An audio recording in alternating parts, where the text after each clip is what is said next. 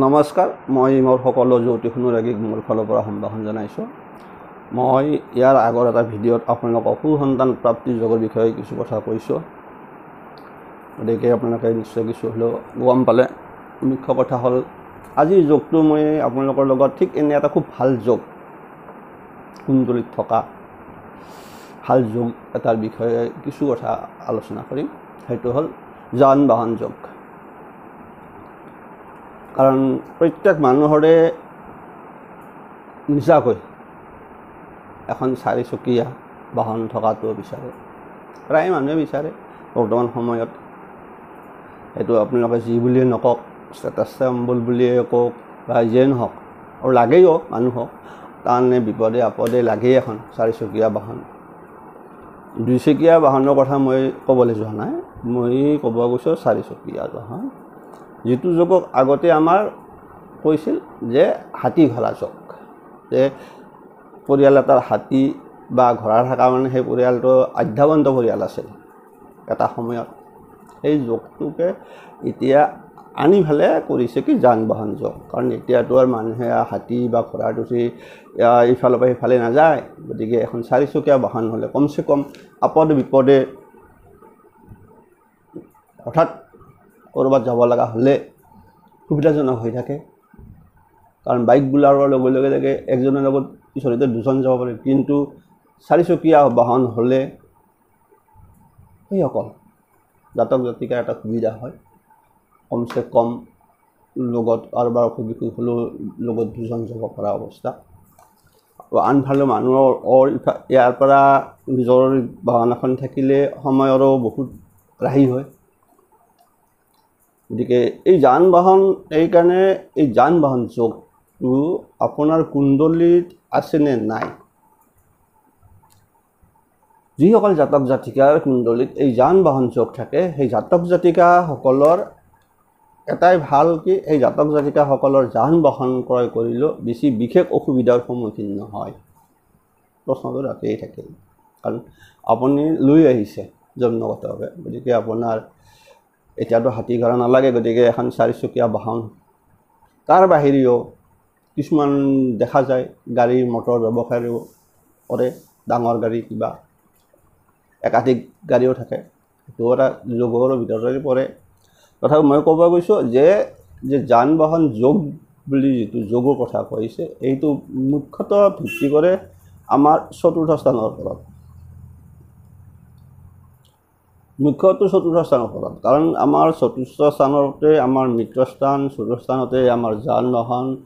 চতুৰ্থ স্থানে কৈ দিব আপোনাৰ মাটি বাৰী, চতুৰ্থ স্থানে কৈ দিব আপোনাৰ ঘৰ বাৰী, অৰ্থাৎ নিজাকৈ ঘৰ আছে নাছে, এই চতুৰ্থ স্থানৰ পৰাই আহি যায়। তাৰ লগত আনুষংগিক ইফালে সিফালে থাকিব লাগিবই ছাপৰ্টিং। কিন্তু মুখ্য কথা হ'ল কি, এই যান বাহন যোগ বুলি কোৱাৰ লগে লগে আমাৰ চতুৰ্থ স্থানৰ কথা আহি পৰে। সেয়েহে কোৱা আছে, যদি চতুৰ্থ স্থানৰ অধিপতি চাব, চতুৰ্থ স্থানৰ অধিপতি যদি কেন্দ্ৰ অৰ্থাৎ লগ্নৰ পৰা কেন্দ্ৰ অথবা যদি কোণত অৱস্থান কৰে, এইটো কথা আপোনালোকে ভালকৈ চাই ল'ব। কথাটো কৈছোঁ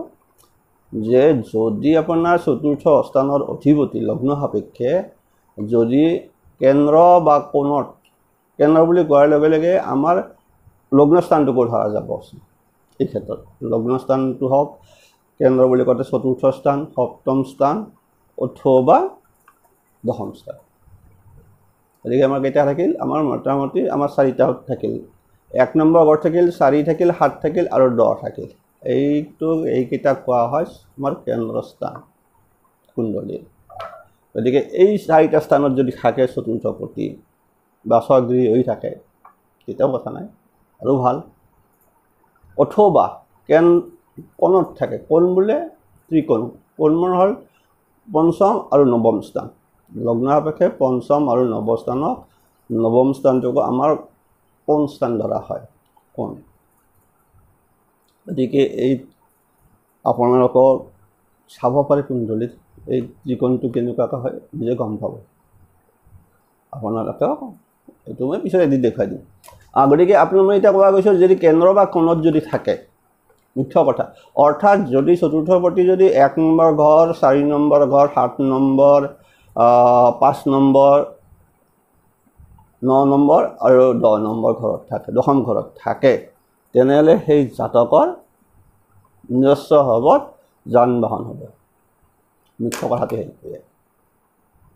প্ৰথম কথা আৰু দ্বিতীয়টো হ'ল কি যদি দ্বিতীয় সূত্ৰটো হ'ল কি যদি জন্মচক্ৰৰ কোনো গ্ৰহত আপোনাৰ তুংগী থাকে বা স্বগৃহী হৈ থাকে তুংগী অথবা স্বগৃহী হৈ থাকে তেতিয়াও আপুনি যান বাহন ল'ব পাৰে সেইও এটা যোগ হৈ থাকে বহুতে মোক সুধিছিল স্যাৰ দুটা তুংগী গ্ৰহ তিনিটা তুংগী গ্ৰহ কিবা কি শুভ ফল আমি যে কওঁ স্বগৃহী গ্ৰহ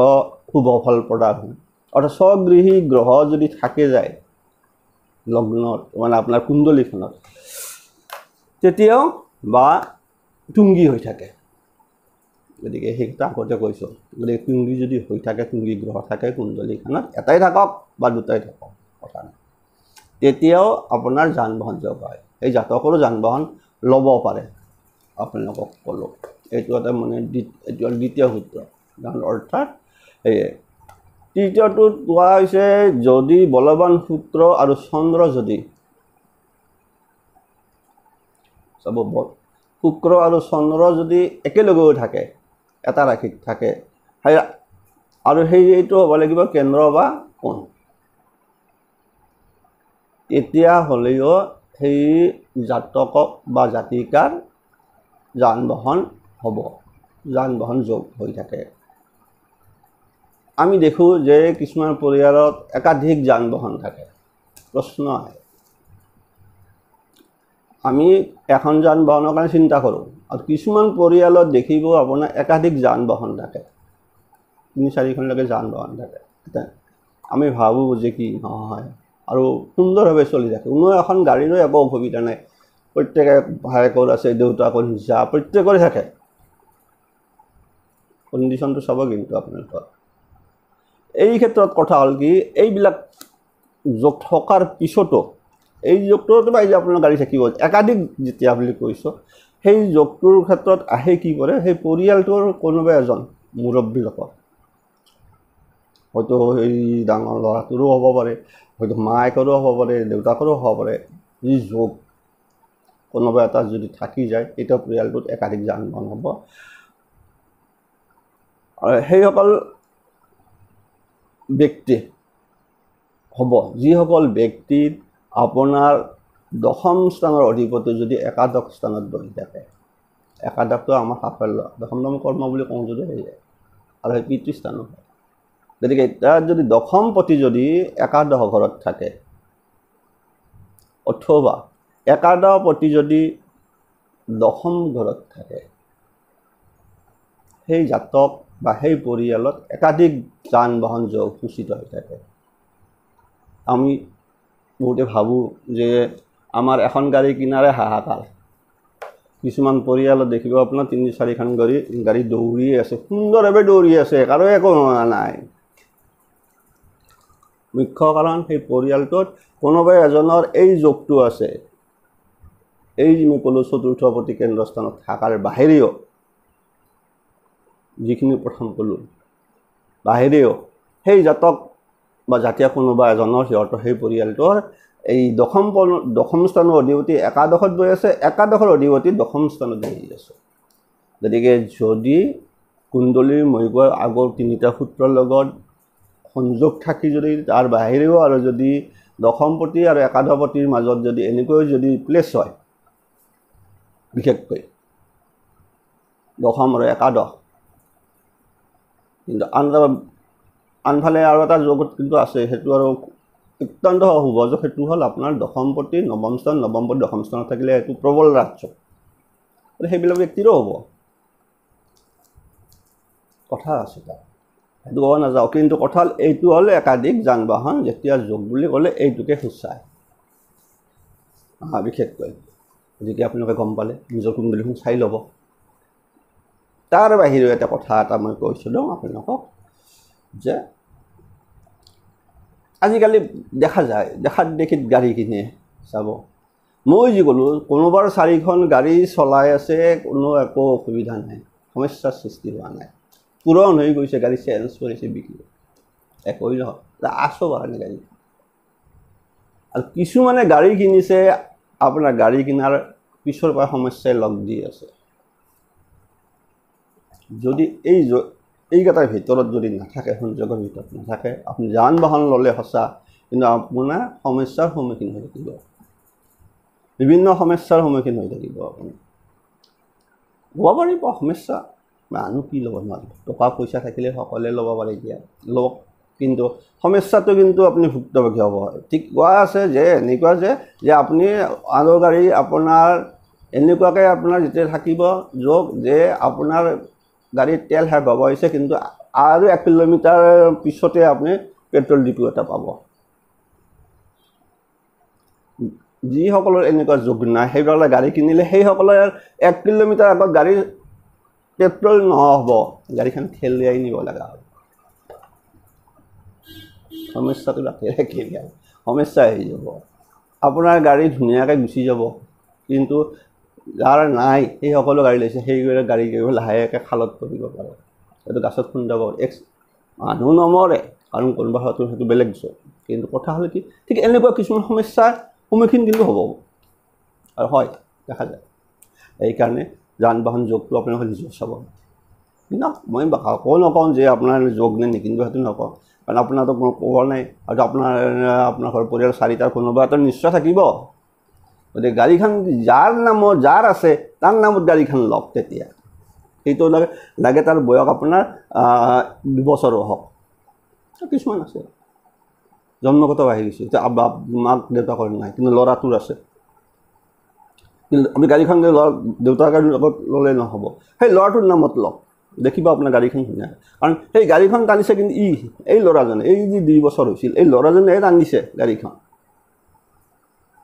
কিন্তু গাড়ীখনৰ নাম যদি দেউতাকৰ বা মাকৰ নামত থাকে, সেইটো এটা বেলেগ চাইড গুচি যাব। কিন্তু গাড়ীত উঠিব লাগে, গাড়ীত উঠিব, আৰু কিবা এটা সেইকাৰণে কৈছোঁ যে কিবা এটা হ'লেও ইয়াৰ একো নহয় ল'ৰাজনৰ, আৰু সেই গাড়ীখনৰো বৰ বেছি অলপ কিবা এটা হ'ব চামটো সমস্যা, সেইকাৰণে কৈছোঁ গাড়ীখন লওক, ল'ৰাটোৰ নামত লওক, তাৰ আছে আপুনি চাব। সেইকাৰণে গাড়ীখন লোৱাৰ আগত আপোনালোকে কমচে কম পৰিয়ালটোৰ, আজিকালি সৰু পৰিয়াল, বৰ বেছি মাক দেউতাক ভনীয়েক এনেকুৱা বা 4টাৰ বৰ বেছি নাই, নিজৰ আমাৰ এককেন্দ্ৰিক পৰিয়াল হৈ গৈছে, গতিকে কৈ থৈ দিছোঁ, যদি আপোনালোকে গাড়ী মটৰ লয় চাই ল'ব যে আপোনালোকৰ 4জনৰ মাজত তাৰ কুণ্ডলীত যোগটো প্ৰবল হৈ আছে, কাৰণ এই যোগটো কোনোবা এজনৰ প্ৰবল হৈ থকাৰ কাৰণে মাক দেউতাকৰ মনত গাড়ী এখন লোৱাৰ মানে এটা মানে ইচ্ছা জাগ্ৰত হৈ আছে। হয়তো সেই ল'ৰাটোৱে কৈ আছে, এই দেউতা আমাৰ অমুকৰ গাড়ী আছে, আমাৰ এখন গাড়ী কিয় ল'ব পৰা নাই, গতিকে দেউতাকে ল'ব পৰা নাই, ল'ৰাখিনি ইতিমধ্যে আপোনাৰ ধৰক 5-6 বছৰ হৈছে, কিন্তু সি মানে ক'ব পৰা মানে আৰু মুখৰ পৰা সি বেলেগত দেখি সি নিজেও দেউতাকক কৈছে, দেউতা আমাৰ এখন ল'ব নোৱাৰোঁ নেকি গাড়ী, আহিছে কাৰণ সি টানি আছে, তাৰ যোগ এটা চলি আছে। গতিকে আপুনি সেই ল'ৰাটোৰ নামত ল'ব, আপোনাৰ সেই ছোৱালীটোৰ নামত ল'ব, পৰিয়ালটো সুন্দৰভাৱে চলি যাব, বৰ বেছি একো প্ৰব্লেম নহয়। এৰিছোঁ, নিশ্চয় আপোনালোকে কিছু হ'লেও গম পালে যে আমাৰ কুণ্ডলীত থকা যান বাহন যোগ বুলি কোৱাৰ লগে লগে কি কোনকেইটা মানে সংযোগ থাকি যাব লাগে, মুখ্যতঃ 4ৰ্থ স্থান আহি যাব, আপোনাৰ সেইটো মুখ্য কথা। তাৰ বাহিৰেও কোৱা আছে যে 4ৰ্থ স্থান নহয় ফালে যদি শুক্ৰ আৰু চন্দ্ৰ যদি এক ৰাশিত থাকে, বলৱান বুলি কৈছে, হয় চন্দ্ৰ বলৱান হ'ব লাগিব, নহয় আপোনাৰ শুক্ৰ বলৱান হ'ব লাগিব। বলৱান বুলি কোৱাৰ অৰ্থটো এটা, ধৰক মই এটা কথা কৈ দিছোঁ আপোনাৰ, চন্দ্ৰ বৃষ ৰাশিত তুংগী হয়, তাত যদি শুক্ৰ থাকে, শুক্ৰ স্বক্ষেত্ৰী হ'ল, এটা তুংগী গ্ৰহ এটা স্বক্ষেত্ৰী গ্ৰহ, যোগ হৈ থাকে, শুভ যোগ, স্বক্ষেত্ৰী গ্ৰহ কৰি আগতে এটা কৈছোঁ 2টা সূত্ৰত, যদি আপোনাৰ স্বগৃহী থাকে, তুংগী গ্ৰহ থাকে, তাত তুংগী থাকিল, যদি আপোনাৰ যদি ধৰক কাৰোবাৰ কৰ্কট ৰাশি হ'ল, তাত চন্দ্ৰ স্বক্ষেত্ৰী হ'ব, আহি গ'ল, তাত যদি শুক্ৰ থাকে তেতিয়া একো প্ৰব্লেম নাই, হয়তো মীনত আপোনাৰ কোনো প্ৰব্লেম নাহিব আপোনাৰ, কথা আহি পৰি যাব ঠিক সেইদৰে কথাবিলাক আহি হয়তো তুলাৰ ৰাশিত আহি যাব চন্দ্ৰৰ লগত শুক্ৰ যদি থাকি যায় যদি সেইটো যদি আপোনাৰ কেন্দ্ৰ বা চতুৰ্থ স্থান হয় বা সপ্তম স্থান হয় বা পঞ্চম হয় অথবা দশম স্থান হয় লগ্ন সাপেক্ষে আপোনাৰ যান বাহন হৈ থাকে আৰু এইটোতো ক'লোৱে যে একাধিক যান বাহন যোগটো গমে পালে এইকেইটা এনেকুৱা যুগৰ থকাৰ বাহিৰেও যদি যিবিলাকৰ কুণ্ডলীত আপোনাৰ দশমপতি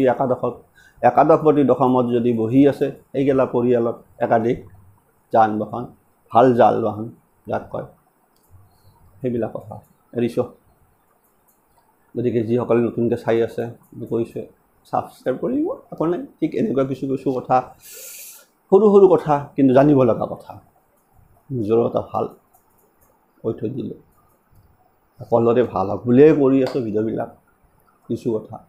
হয়তো আমি বহুত কথা জানো আমি বহুত কথা নাজানো অকল জানি পেলাই নিজৰ মাজত ৰাখি থকাতকৈ কিছু শ্বেয়াৰ কৰি দিছোঁ মই আপোনালোকৰ লগত কাৰণ কোনেও ক'ব নাপায় আৰু হানি বিঘ্নি নহওক যান বাহন লওক প্ৰয়োজন অপ্ৰয়োজন বুলি নকওঁ বৰ্তমান সময়ত অতি প্ৰয়োজনীয় বস্তু লাগে এৰিছোঁ